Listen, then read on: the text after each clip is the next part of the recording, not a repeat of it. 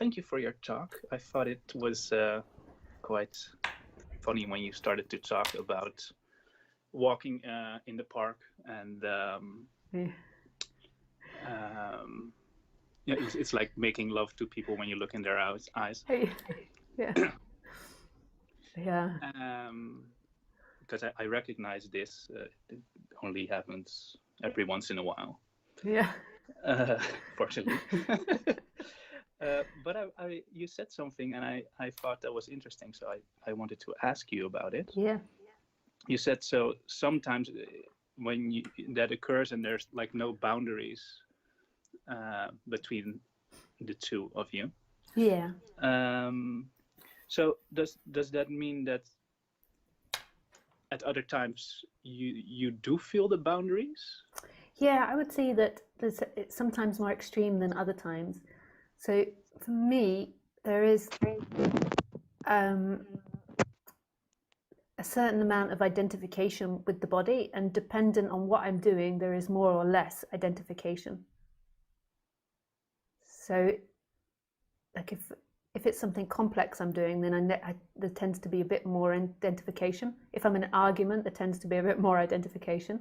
And if I'm just blissing out, walking along and I don't have anything complex to do and I'm not maybe speaking to someone, then there'll tend to be less identification, or if I'm meditating.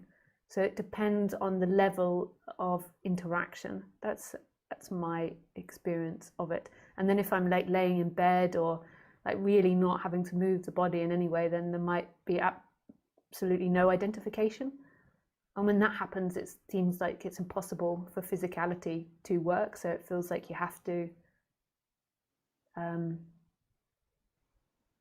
have some form of identification in order to function. That's what it feels like for me. But it might be something that I go past in the future or not. Like, and there is I don't know.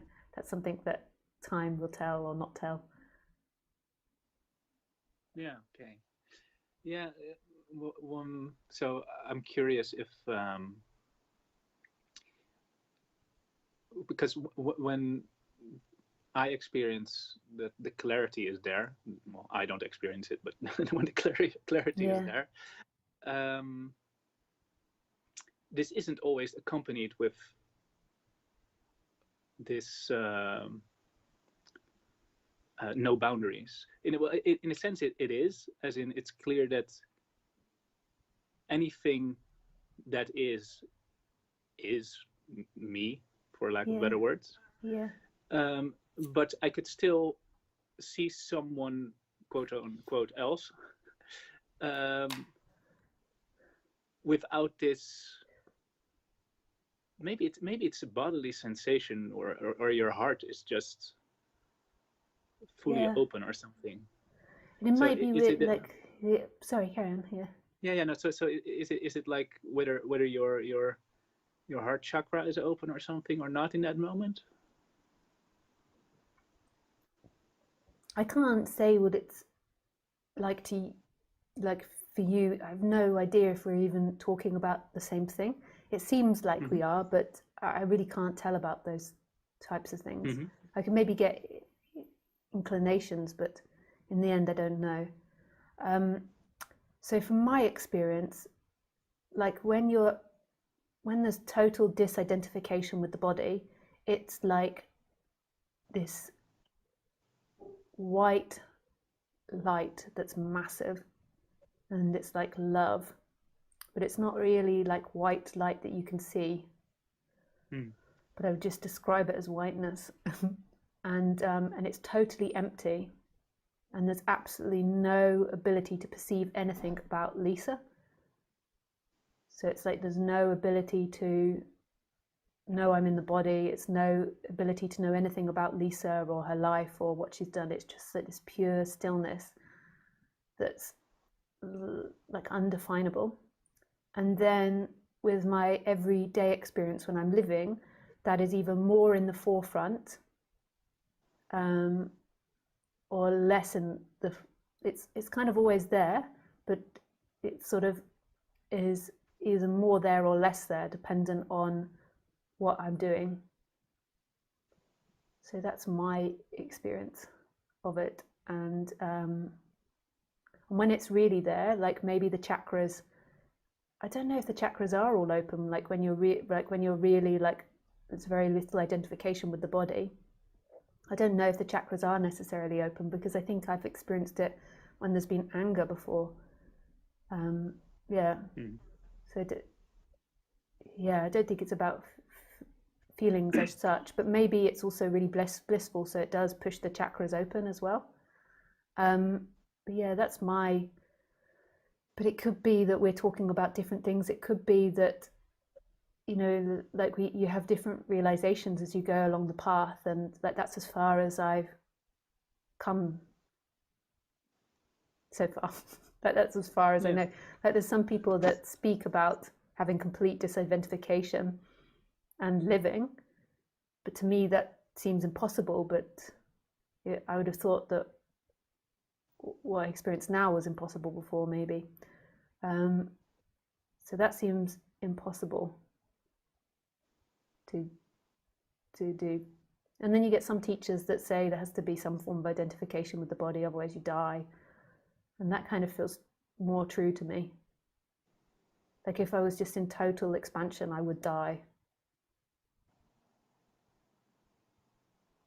And that's, you know, it's so, we just don't know. So you take bits of teaching here and you have to really find what's true for you.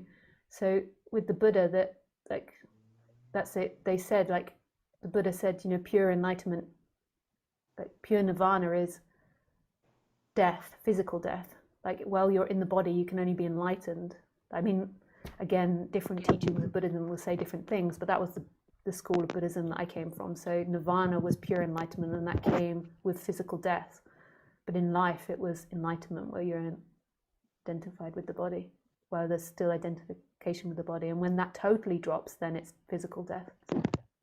And then I've heard other teachers speak about that too, that they keep desire in some form, otherwise they would die and leave the body. Yeah, that makes sense. Yeah. Either way, it's like I can understand what you say, that only time will tell or not. Yeah, because you really we don't know in the end. We just have to go by, it's not really your experience, but what seemingly happens there. So you can listen to the teachers as like a springboard, and you can listen to or read scriptures. And like my other friend is really into yoga at the moment, and some of the scriptures she presents me with, like she asks me what this means or that means, and it's so different from what I'm saying, but I always kind of find a way to bring it back to the way that I see the world, even when it's like really abstract and feels very different. So you kind of have to, in the end, go with what, like at first when you get into this subject, you maybe have to give it over to the teachings, because people are very, believe they're right, and they have lots of ego around it, and then eventually that gets chipped away enough, and then you kind of have to find this new flow of your unique perspective, and then also at the same time admitting that you really don't know. I mean, in the end, I really don't know. I say these things to you, but who knows? And then right here, what do we know? It's just here. It just is.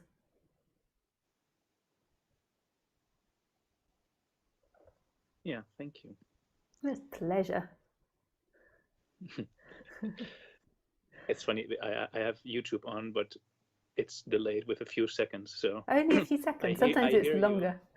Yeah, I hear you, and then I see like 2 seconds later, I see you move and smile or something. Yeah. Yeah, it's fun. Yeah. Anyway, thank you so much. Yeah, with pleasure. Nice to speak with you. Same. Bye. Yeah. Bye. Nice.